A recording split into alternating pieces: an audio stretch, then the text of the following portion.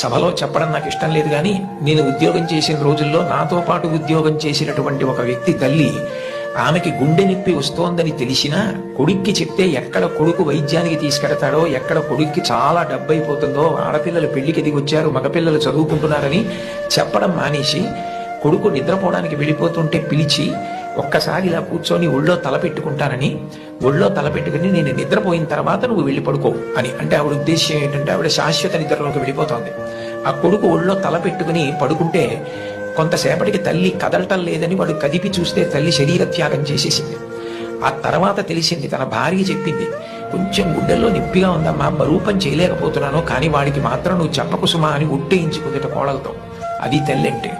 అమ్మ లాంటి వ్యక్తి జీవితంలో ఇక దొరకదు. జీవితంలో అన్నిటికన్నా పెద్ద నేరం ఏమిటంటే అమ్మకి చెప్పలేము అన్న పని మనం చేయడమే. ఏ పని మనం చేస్తామో అది అమ్మకి చెప్పగలగాలి.